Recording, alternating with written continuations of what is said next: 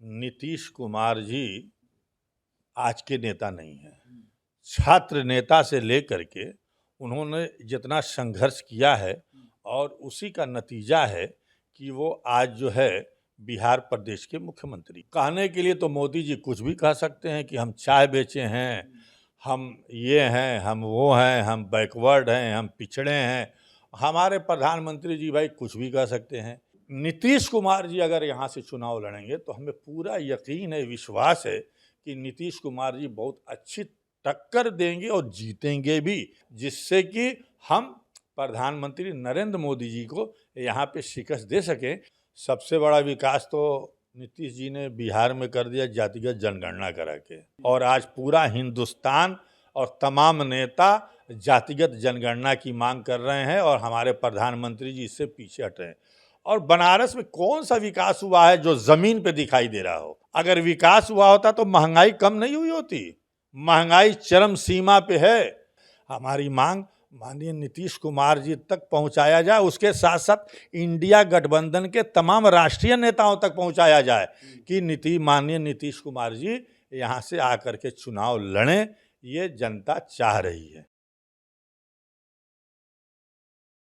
साथियों नमस्कार, मैं हूं रजनीश और आप देख रहे हैं जन आदर्श भारत। साथियों इस वक्त वाराणसी में है, उसी वाराणसी में जो वाराणसी देश के प्रधानमंत्री नरेंद्र मोदी जी का संसदीय क्षेत्र है। और जब वो चुनाव लड़ने के लिए पहली बार आए थे तो बड़ी बड़ी हस्तियां यहाँ पर उतर गई थीं। अरविंद केजरीवाल भी यहाँ चुनाव लड़ने के लिए आए थे और हार गए थे।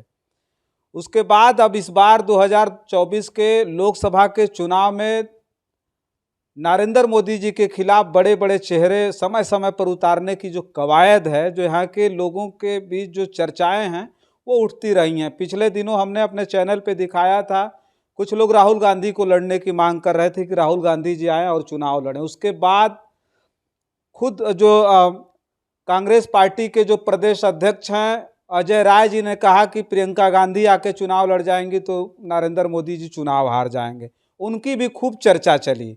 फिर उसके बाद अब एक और मांग उठने लगी है।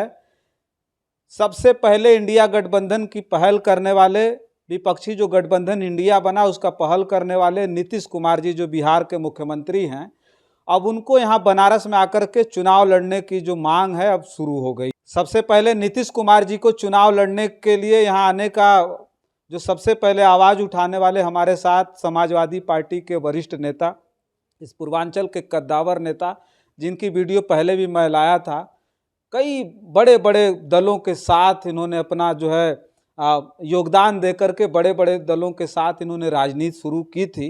आज समाजवादी पार्टी के नेता इन्होंने मांग की है कि बनारस से अगर नीतीश कुमार जी आकर के चुनाव लड़ें तो वो मोदी को हरा सकते हैं। तो बहुत बहुत स्वागत है आपका। सबसे पहले परिचय से ही आप अपनी बात शुरू करें।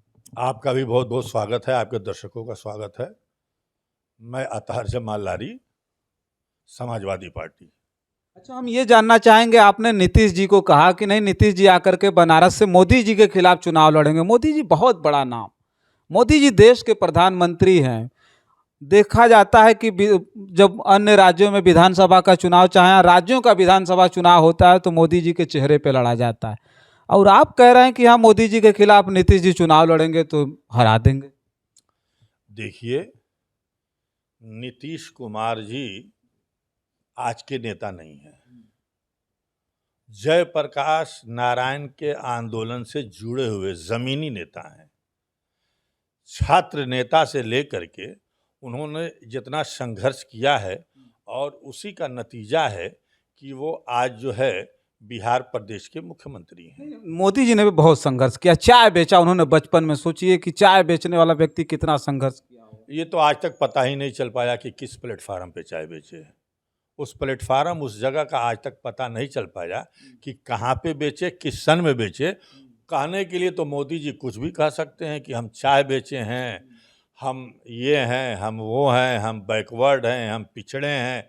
हमारे प्रधानमंत्री जी भाई कुछ भी कह सकते हैं, लेकिन हमने जो मांग की है माननीय नीतीश कुमार जी से कि वो आ करके बनारस से पार्लियामेंट का चुनाव लड़ें। देखिए, हम जनता दल में थे तो नीतीश जी भी जनता दल में थे और हमारी बराबर उनसे मुलाकात शरद यादव जी के घर होती थी। और अक्सर जो है वो हमको जानते हैं अच्छी तरीके से, तो मुलाकात होती रहती थी और वो एक जुझारू नेता हैं।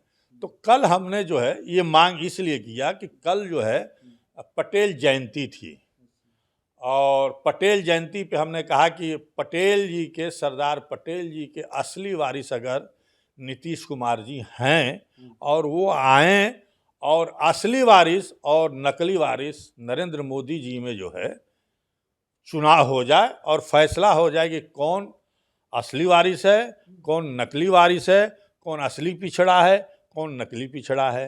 तो नीतीश कुमार जी अगर यहाँ से चुनाव लड़ेंगे तो हमें पूरा यकीन है, विश्वास है कि नीतीश कुमार जी बहुत अच्छी टक्कर देंगे और जीतेंगे भी, क्योंकि बनारस का जो कॉम्बिनेशन है वो देखिए, यहाँ 3 लाख तो मुस्लिम वोट है इस लोकसभा में और 2.25 लाख के करीब जो है पटेल वोट है और 1.5 से 2.25 लाख यादव वोट है और तमाम पिछड़ा वोट है। और ये सारा नीतीश कुमार जी के साथ जो है गोलबंद हो जाएगा, उसमें फॉरवर्ड वोट भी है।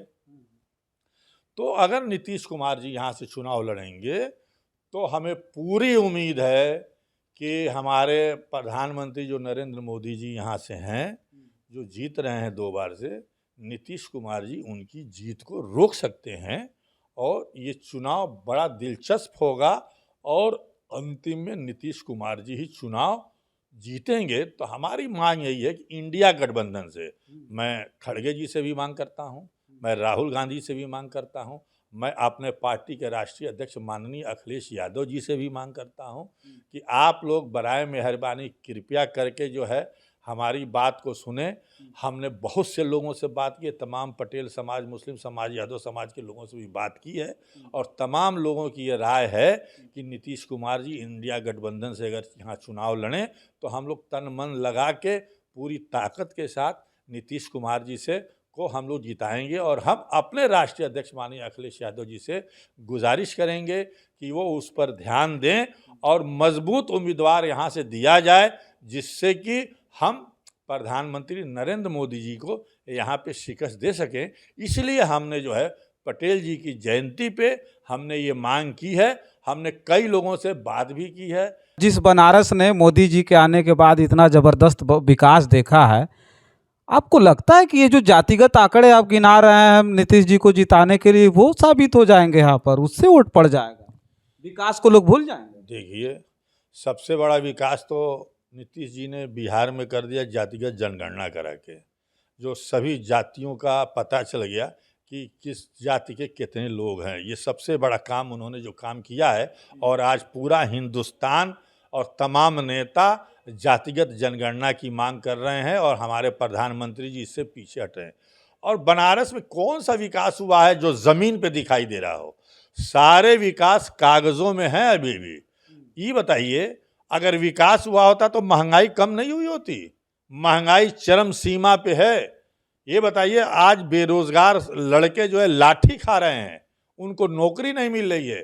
तो सबसे पहले तो नौकरी मिलनी चाहिए ना बेरोजगार नौजवानों को, लेकिन यहाँ नौजवानों को नौकरी नहीं है। जब नौकरी नहीं है, भ्रष्टाचार है, अपराध है, तो वो जो विकास कागजों पे हैं, जो ये विकसित भारत संकल्प यात्रा पूरे नौकरशाहों को लगा करके चलाना चाह रहे हैं, तो उससे लोगों के दिमाग में कोई बात आने वाली नहीं है, ना समझने वाले हैं। सबसे ज़रूरी चीज़ है कि हमारे प्रधानमंत्री जी महंगाई को कम करें, बेरोजगारी ख़त्म करें, बेरोजगारों को नौकरी दें। ये सबसे बड़ी समस्या है और इससे बढ़ के कोई और समस्या नहीं है।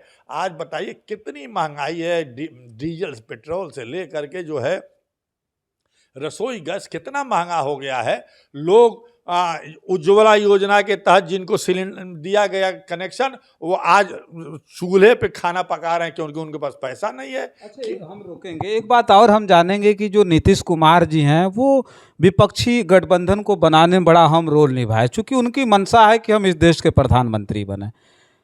आप या क्या ये सोच सकते हैं, आपको लगता है कि इतना बड़ा रिस्क लेंगे और देश के प्रधानमंत्री नरेंद्र मोदी जी के खिलाफ आके बनारस में वो चुनाव लड़ जाएंगे? इतना बड़ा रिस्क ले पाएंगे? भाई, हमारी तो यही गुजारिश है, तमाम लोग यही चाहते हैं कि आए बनारस से चुनाव लड़ें और नरेंद्र मोदी जी को टक्कर दें और यकीनन और वो टक्कर देंगे तो उनको विजय हासिल मिलेगी। ये तमाम लोगों की राय है। इसीलिए हम लोग मांग कर रहे हैं कि हमारे नीतीश कुमार जी कहीं फूलपुर या नालंदा वगैरह से चुनाव लड़ने के बजाय बनारस से आए चुनाव, जो पूरी दुनिया में भी एक मैसेज जाएगा और जनता जो है नीतीश कुमार जी के साथ कदम से कदम मिलाकर चलने के लिए तैयार भी है। नीतीश कुमार जी भी एक बड़े चेहरे हैं, वो कोई छोटा चेहरा नहीं है। केजरीवाल भी बड़े चेहरे थे जब आए थे चुनाव लड़ने के, केजरीवाल भी कोई छोटा चेहरा नहीं। ऐसा था कि यहाँ केजरीवाल का क्या था, ये नीतीश जी का क्या है? नीतीश जी के समाज का वोट है, हमारा वोट है, तमाम समाजवादी पार्टी का वोट है। समाजवादी पार्टी का वोट जो है दूसरे नंबर पे लोकसभा में समाजवादी पार्टी के कैंडिडेट रही हैं, तो यहाँ पे समाजवादी पार्टी का वोट है और ये समाजवादियों का गढ़ रहा है, ये राजनारायण जी का गढ़ रहा है, ये प्रभु नारायण जी का गढ़ रहा है, ये सोशलिस्टों का गढ़ रहा है। और नीतीश कुमार जी भी समाजवादी हैं पुराने, तो समाजवादियों का ये गढ़ रहा है और समाजवादी उनको चुनाव जिताएंगे। वो बड़े नेता हैं, छोटे नेता नहीं हैं। और जहां तक प्रधानमंत्री की बात है कि कौन बनेगा प्रधानमंत्री, ये तो इंडिया गठबंधन के जो एमपी चुनाव जीत के आएंगे उसमें तय हो जाएगा कि देश का प्रधानमंत्री कौन बनेगा। 77 में भी चुनाव हुआ था तो कोई चेहरा सामने नहीं था, बाद में तय हुआ मोरारजी देसाई प्रधानमंत्री बने। वही हाल 89 में था, चुनाव लड़े लोग, कोई चेहरा नहीं था जनता दल का, लेकिन वीपी सिंह प्रधानमंत्री बने। तो जब चुनाव हो जाएगा लोकसभा का, एमपीज जीत के आएंगे, वो जिसको चाहेंगे तमाम दल के लोग मिलकर बैठेंगे और चेहरा सामने आ जाएगा। अच्छा, ये जो आपने बात कही है, जो बात यहाँ से निकल गई आपके यहाँ से, ये बात कहाँ तक पहुँची है? बड़े शीर्ष नेताओं तक पहुँच गई, नीतीश कुमार जी तक ये बात पहुँच पाई है कि नहीं?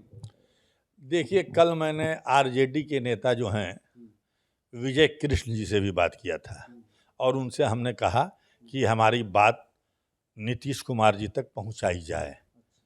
तो उनकी जब तबीयत ठीक नहीं थी तो उन्होंने कहा फिर लारी साहब हम इस पर डिटेल से बात करेंगे, वैसे जो आप बात कर रहे हैं वो बात को पहुंचाने की कोशिश की जाएगी। और नीतीश कुमार के पार्टी के लोगों का भी आज ही एक फ़ोन आया था, रोहनिया से एक साहब चुनाव लड़े थे, तो उनका कहना था कि आप जो है जो श्रवण कुमार जी यहाँ के प्रभारी हैं उत्तर प्रदेश से, उनसे भी बात करिए। तो हम बात करेंगे और नीतीश कुमार जी तक ये हम बात पहुंचाना चाहते हैं और आप लोगों से भी कहेंगे कि हमारी बात, हमारी आवाज़, हमारी मांग माननीय नीतीश कुमार जी तक पहुंचाया जाए। उसके साथ साथ इंडिया गठबंधन के तमाम राष्ट्रीय नेताओं तक पहुंचाया जाए कि माननीय नीतीश कुमार जी यहाँ से आकर के चुनाव लड़ें, ये जनता चाह रही है। चलिए, देखिए, हम बनारस में थे और बनारस की इस लोकसभा सीट को लेकर के हम कई बार खबरें कर चुके हैं। यहाँ से जो समय समय पर बड़े चेहरे को लाने की जो मांग उठती रही है विपक्षी दलों से, वो हम दिखाते हुए बड़ा ज़्यादा जो है अचंभित होते हैं कि अब बनारस में जिस भारतीय जनता पार्टी को शीर्ष पर पहुँचाने का काम देश के प्रधानमंत्री नरेंद्र मोदी जी ने किया था। 14 में आए थे और बनारस में बैठ करके पूरे देश भर की राजनीति को उन्होंने तय कर दिया था और भारतीय जनता पार्टी प्रचंड बहुमत के साथ वापस 2014 में सत्ता में आई थी।